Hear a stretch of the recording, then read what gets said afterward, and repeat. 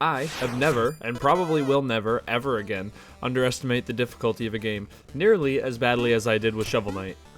I started recording Shovel Knight almost immediately after I finished recording the last video I did, and that was because I felt like I needed to play something that was going to be less repetitive and a little bit easier to complete, and I was so mistaken. Shovel Knight is a very endearing and vibrant platformer in a genre that is highly saturated with a bunch of crap. It's really refreshing to see a game that has this much thought and care put into it, but it really is a completion nightmare. But I won't go into detail about that just yet, because you'll find out why very shortly.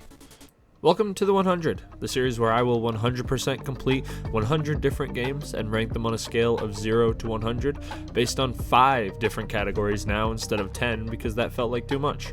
Those 5 categories being gameplay, atmosphere, variety, uniqueness, and music. Now that we've got all the introductions out of the way, we can go ahead and get back into the game. In spite of the completion nightmare that it is a very charming game with a fun story and a bunch of fun characters to go along with it, so let's get into that.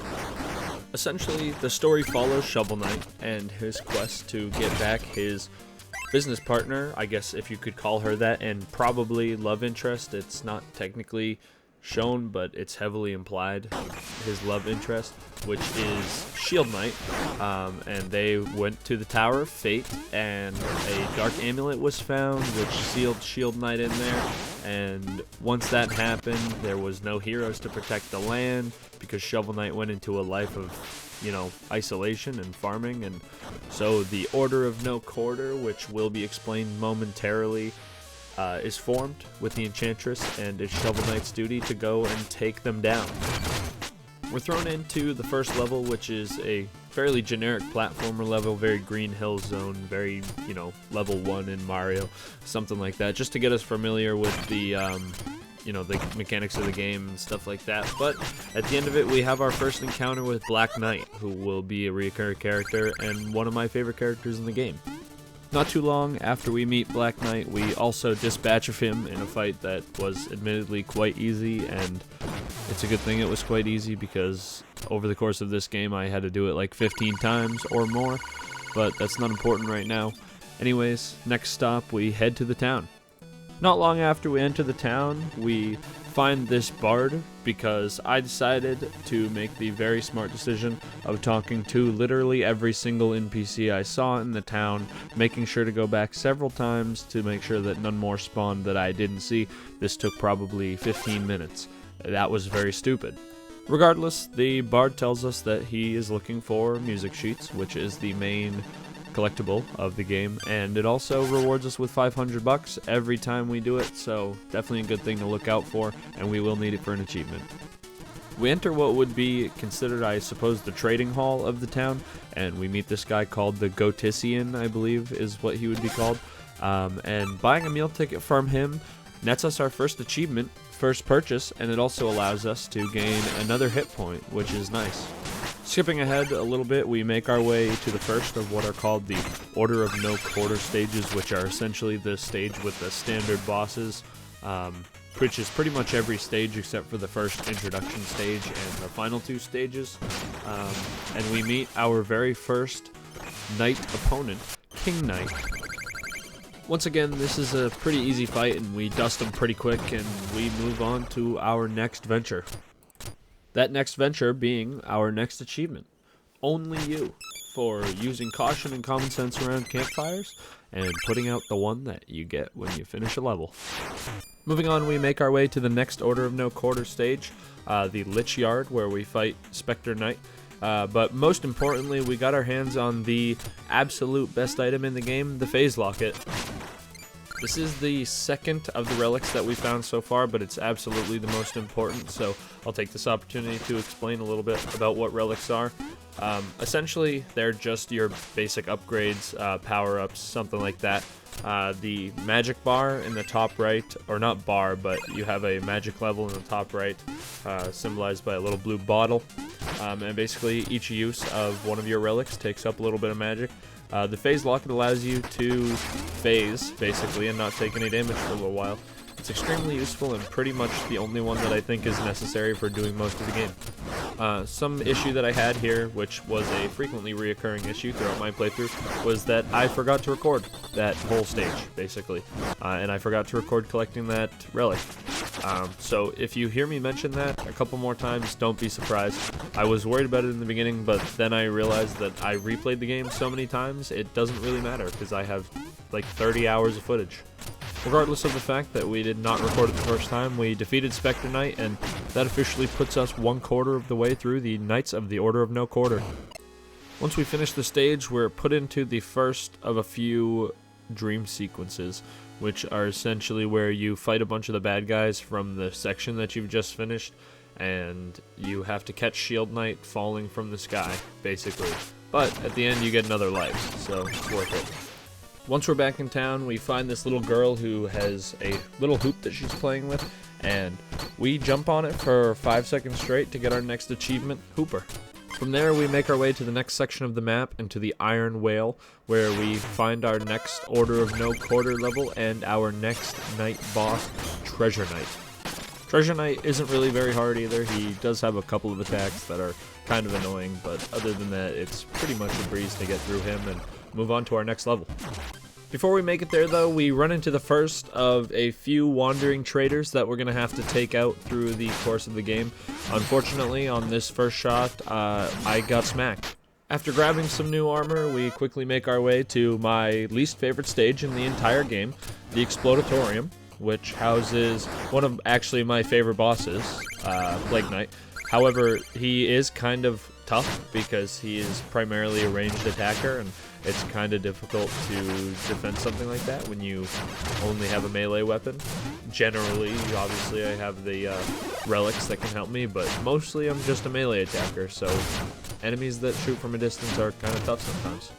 I also didn't realize until much later in the game that you could actually deflect his projectiles back to him, so that put me at a major disadvantage for most of the game. On top of that, I think that the level itself is much worse than the boss fight. I would say, if I had to estimate, probably 1/4 of my deaths in the entire game probably came on this level. However, this didn't stop me from defeating Plague Knight, getting our next achievement halfway, and moving on.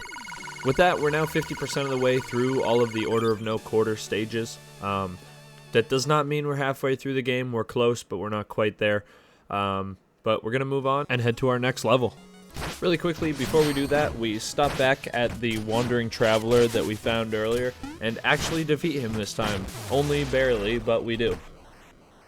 Next up, we're on our way to the Lost City, which is home to, in my opinion, the easiest level in the game and probably the easiest boss aside from, like, King Knight being the introduction boss and the first fight with Black Knight. But it's very easy, and the level I also found to be very easy. I didn't find it to be a very fun level, to be totally honest with you, but it was extremely easy, so I didn't mind it. Speaking of said easiest boss, that would be Mole Knight. I think he has the most predictable attack pattern in the game. I do kind of like his design, and his, I do actually like the way his attack pattern works. It's just very, very predictable. And of course, because of that, we made quick work of him, and we're ready to move on to the next ordeal. Heading back into the town, we spend some money, and we get our next achievement, Hey Big Spender, for spending a combined 25,000 gold at the shop. And as I'm looking through my footage here, I'm pretty sure that I forgot to record this achievement as well as the next achievement, which was Hey Big Spender and Arc of Iron, which was essentially for hitting 3 enemies with 1 throwing anchor, which is a relic that you get from Treasure Knight, I believe. But I'll throw those achievements up on screen now, and we can move on to our next level. Before we get there, though, we did run into another one of the Wandering Travelers. This one's name is Baz. He was actually tough, but I did get him done pretty quickly, to be totally honest with you. Next, we find ourselves in the next level for the Order of No Quarter levels, which is the Stranded Ship, home of Polar Knight, which was easily the most frustrating of the Order of No Quarter bosses. in my opinion. He has an attack pattern that is super weird and not a lot of vulnerabilities, to be totally honest with you. He also digs up the floor and makes it spikes, which is an insta-kill if you land on them, which was definitely the most annoying thing about any of the boss fights in the whole game, probably. Didn't take all too long to deal with him, and we're ready to move on. In the next dream sequence, when we were fighting the enemies, I used the booming horn to get our next achievement, Boom, for defeating 5 foes at once using the booming horn. About 1 minute later, back in town at the Shovelsmith, we get our next achievement, Master Shoveler, for purchasing all the available shovel blade upgrades. And we're starting to move through achievements a little more quickly here now, but don't worry, it's not going to last long. Over in the next town, we meet this girl called Mona, and we get our next achievement just 10 minutes later, called Juggler, for impressing Mona with our skills in this minigame that she provides. Immediately afterwards, we jump back over to the other town where the Shovelsmith is, and we help out these people in the hat shop, which gives us another achievement for giving them each 1,000 gold. Before we get to the next part, there was something that I realized I forgot to bring in here, and that was the fact that we did fight another wandering traveler. This guy was called Phantom Striker, was his name, and he went down pretty quickly, to be totally honest with you. He was probably one of the easier of the wandering travelers.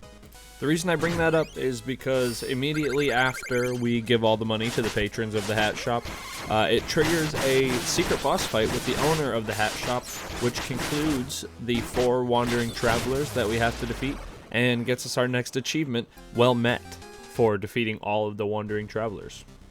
Now, at this point, we get back on track and do our next level.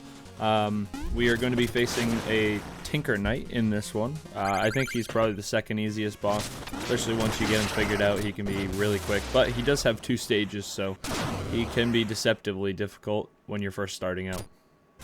We got him taken care of pretty quickly, and it's just about time to move on to the next level.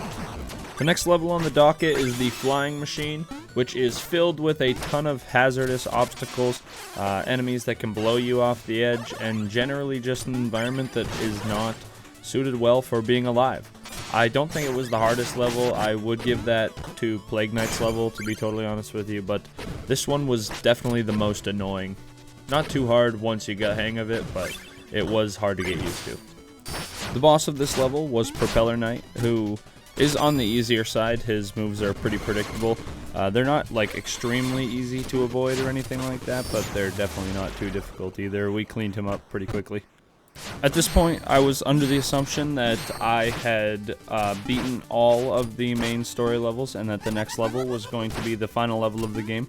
I was wrong, but because of that, I decided to use this time to do some achievement hunting, and I was going for 2 at this point, which was You're Fired for finishing off Black Knight with a reflected shot, and I'm Alive for finishing any stage without dying. This one admittedly took me way longer than it should have, but we did get them both in one go eventually. Very shortly after, I was doing another little bit of achievement hunting on that first level. I was going for On a Diet at this point, which was finishing a level without eating any of the food dropped by enemies or dinner plates or anything like that throughout the level. I also managed to get Shovel Economy in this one for finishing a level with swinging the shovel blade fewer than 20 times, which was a surprise to me, a pleasant surprise, because I didn't even know that was one, but we ended up getting it for free. The next 2 achievements were a little bit more difficult. I was going for these 2 in the same run as well. I was going for Sparker and No Damage. For Sparker, finishing off any boss using the ground spike technique, which is a technique you learn from the Shovel Master, Shovel Blacksmith, something like that, which essentially lets you spark the ground with your shovel. I was trying to get it as well as No Damage, which is of course pretty self-explanatory, finishing any stage without taking any damage. I was trying to get them both done on that first stage against the Black Knight boss. I ended up getting them in 2 different runs, but the No Damage one definitely took me longer than it should have. After achievement hunting for a little while, I decided that maybe it was a good idea to progress the story a little bit, because I realized that I was not actually on the final level and I still had a couple to go. So I went over to the tower and I did the next level. The Tower of Fate entrance is honestly not too bad. Once you get the hang of it, it's a little bit of a difficulty curve right at the beginning, but other than that, it's not too bad. It ends with an upgraded fight of Black Knight, which is one of my favorite fights in the game. The next time I booted up the game, I headed straight for town to talk to this guy that I had not talked to before. His name is Croaker, and this was to get the achievement Pungent for listening to all of Croaker's puns, which took like 5 minutes because there's a lot of them.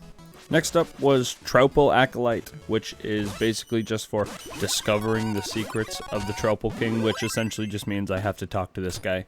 Immediately after that, we get the achievement Ice Cream for Ichor for sampling each of the Troupple King's Ichors, which are essentially potions that give you different effects. There's one that is pretty much a magnet ability that drags treasure towards you. There is one that makes you invincible for 10 seconds, which essentially does the same thing, but just slightly better than the Phase Locket. And then there's the only one I used, which was the Health Ichor that restored all your health and magic, and it was very useful.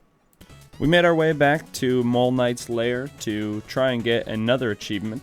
That one would be Knuckle Down for hanging in the air for more than 4 seconds using the Dust Knuckles, which is one of the relics that we haven't mentioned so far. This one was pretty easy, not much to say about it, to be honest.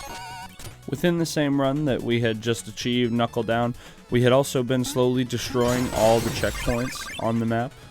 Each checkpoint in every level except for, I believe, the very first level and also the final level with the final boss.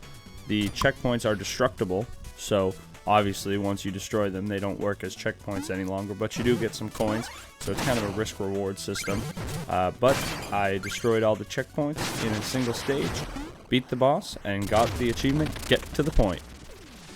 6 minutes later, we headed back over to Pridemore Keep to try and locate our next achievement, Flying Feet, for defeating 3 enemies using the propeller dagger without touching the ground. And I felt like I knew the perfect place to do this, which was at the place with all the flying rats. We simply waited for the rats to line themselves all up, and just like that, we had our achievement. In this room here is where I got my next achievement, Reflect Lord. I kind of stayed in here and grinded for a little bit. I just had to hit enemies with a reflected projectile 30 times, so it took a couple minutes, but it was quite easy to do. The last few achievements we have done have been quite easy. This next one was not that easy though. It took me probably about an hour to do. I was getting all these other feats kind of in conjunction with this one because I knew this one was going to be hard. I did it on Pridemore Keep as well. This one is called Dirt Poor. It is for not collecting any gold for an entire Order of No Quarter stage, which sounds easy, but it's really not. It requires a lot of patience, and in the banners that were all over Pridemore Keep, there were hidden coins behind them and all that kind of things. Very annoying, but we got through it. This next one admittedly took me longer than it should have. This one is Untouched for emerging unscathed from a battle with the Knight of any Order of the No Quarter stages.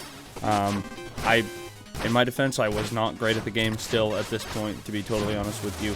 I got much better later, and there were definitely fights that I did without any damage, but up to this point in the game, that was a huge accomplishment for me, and I was very happy when I got it done, if my reaction didn't make that obvious enough. Pretty much immediately after that, we went over to the first level to get our next achievement, Flare Wander, for defeating an enemy with the Flare Wand from more than 25 blocks away. It was pretty easy.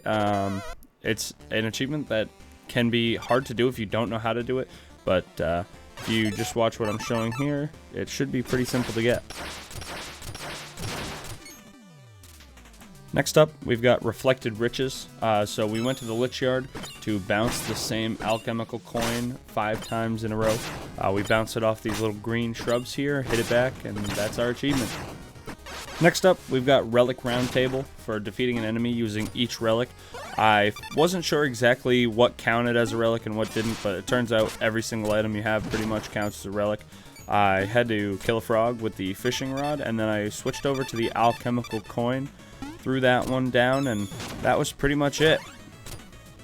Just 5 minutes later, we got our next achievement, Master Angler, for successfully fishing at 5 sparkling fishing spots, and that one's pretty self-explanatory and pretty easy as well. I didn't want to ever have to come back to the Explodatorium, but unfortunately we did have to, but it was for 2 achievements, so it's not too bad.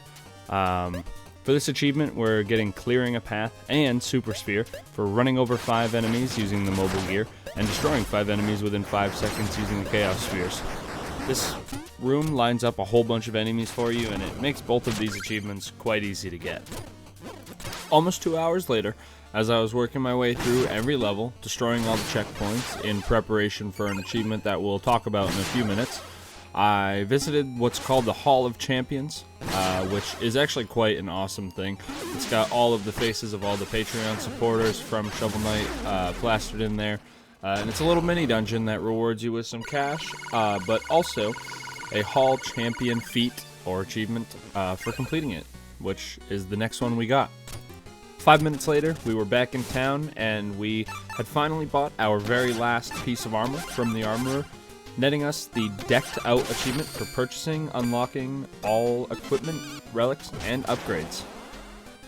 At this point, I had done all the achievements that I felt like doing before finishing the game, so we headed over to the Ascent level of the Tower of Fate, the second of the 2 Tower of Fate levels, and got ready to fight the final boss. The Tower of Fate level was quite annoying, but I'm going to talk to you about that pretty shortly. It finishes off with a big boss rush of all the bosses that we fought up to this point, except for Black Knight, I believe. Very fun level. Definitely like the boss rush a lot. The bosses are the most fun part of the game, in my opinion, so naturally I would think the boss rush is pretty fun. Good level overall, and we're pretty much ready to move on to the boss fight. There is an entire level associated with the final boss, however, it's not really a full level.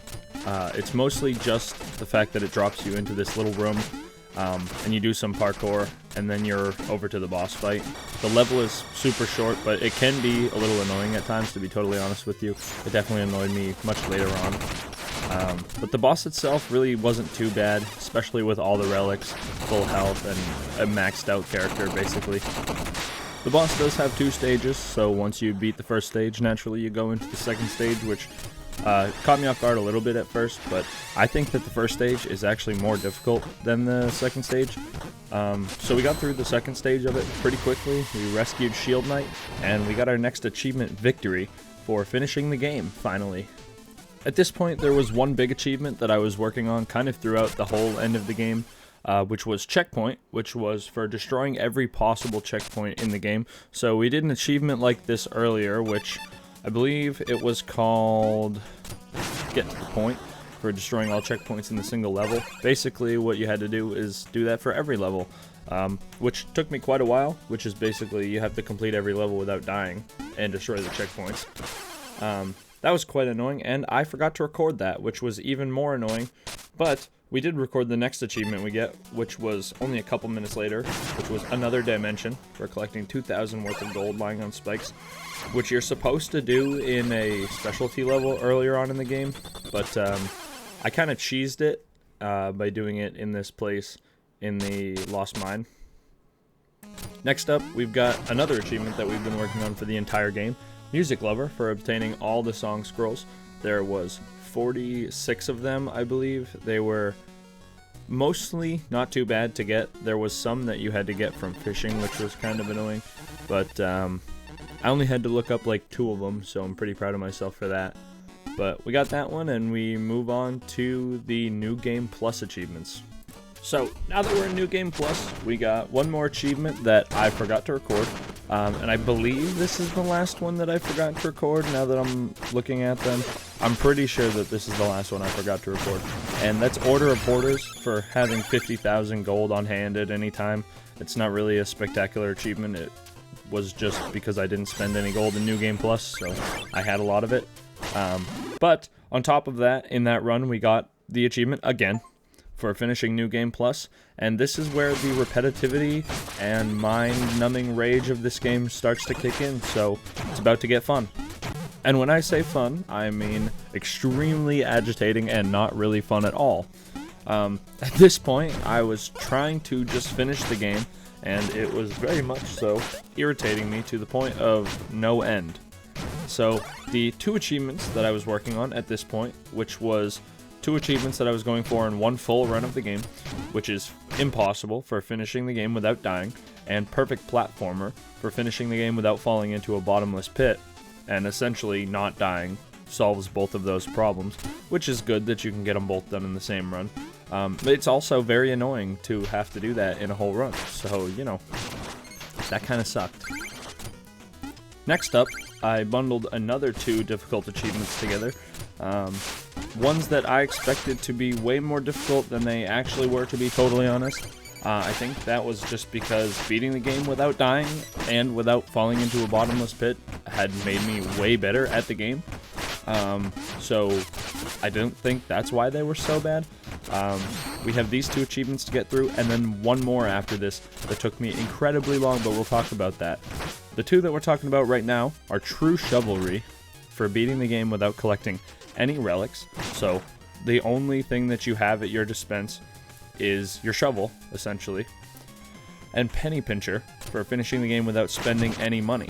So no armor, no eye cores, no anything like that. So I was playing the game from a very base perspective. The only extra health I got was from the dream sequences. I didn't need to buy any extra magic because I didn't have any relics to use anyways. This one was annoying, but it was honestly surprising how easy it felt. Maybe it was just because the other ones were so difficult, but it really didn't drive me that crazy.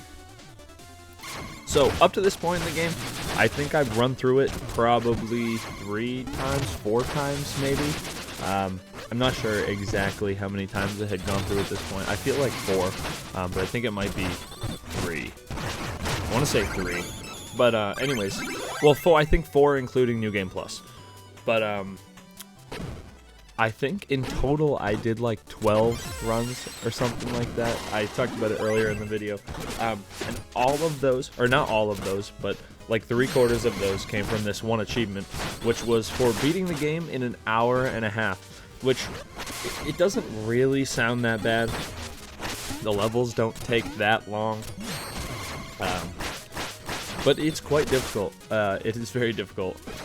I did 2 runs where I ran the full thing, and I didn't do super great. I was like 10 minutes over, 15 minutes over, something like that. Afterwards, I did 4 or 5 runs where I went through and I stopped like halfway through, 3/4 of the way through, maybe even less than that, because I just wasn't on pace. And eventually I resorted to just quitting to the title screen pretty much every time I died or did something slowly, which basically guaranteed the achievement. But I really didn't want it to have to come to that, and the fact that it did was a little bit disappointing, but I really couldn't take any more of the game at that point. So eventually though, after like 10 hours of trying to do it, I did manage to get it. I was extremely excited, as you can probably tell based on the reaction I gave. But that was definitely one of the hardest achievements I've ever had to do in any game. Yes! So I'm just happy I got it done. And as I said at the beginning of the video, I will never, ever underestimate a game that hard in my life, probably. Alrighty, now for the part that we've all been waiting for. Now that the game itself has been taken care of, we can get to the numbers and figure out Shovel Knight's final rating. So, just before we get started, I went through and checked, and in my playthrough of Shovel Knight, there was 12 different playthroughs, not all of them full playthroughs, but 12 different playthroughs, 45 achievements collected, just about 300,000 gold collected, roughly 400 deaths, and a lot of hours of me wishing I didn't have to play Shovel Knight anymore. Now that we've got those few things out of the way, I think it's pretty safe to get to the numbers. So let's pull up our board and get going. In terms of gameplay, Shovel Knight is honestly one of the tightest platformers I've ever played. If it wasn't for the fact that I was completing the game and had to go through the whole thing so many times, it could have honestly gotten an extremely high score. It's gonna get an 18, which is still really good, but I just had to play the game so many times that it got repetitive after a while. Atmosphere is up next, and the atmosphere in the game is quite good. It's gonna get a 17 just because it wasn't as good as the gameplay, but I really don't have too much to say about it other than just the fact that it was satisfying and fit the game very well. Variety, in my opinion, is the weakest aspect of Shovel Knight. Not that it is a weak aspect of Shovel Knight, because there's still plenty of different things to do, plenty of side quests, all that kind of thing. It's going to get a 16, just because I, again, had to play the game so many times. on the stark contrary, I think the uniqueness of the game is actually the strong suit of the game. The uniqueness is going to get a 19. I don't think it was perfect. I think it was very well done, and it was definitely a very tasteful reimagining of how the Metroidvania genre, platformer genre, can be done, and I think they did a very good job with that. Music is not a category that I have a ton to say about, just because it's nothing unbelievable, but it's very good for what it is. It fits the game very well, and for that reason it's going to get an 18. Like I said, it's not like blow your socks off music, but it does fit the game very well. It's very thematic, and it definitely immerses you in the game, and that's what video game music is supposed to do, so it gets an 18. And with that, the final score of Shovel Knight is 88 out of 100. Make sure you stay tuned for the next episode of the 100. The next game is TBD, but Sonic Adventure 2 looks like a prime candidate right now, but it's still kind of up in the air. We're trying to get to 10,000 subscribers before we finish the 100 videos, so if you like this video, make sure you do like and subscribe. It helps us a great amount, and there is actually a big reward planned up that I've already got drawn out for when we reach that milestone. So if we get there, that would be super awesome. I'll see you next time. Bye-bye.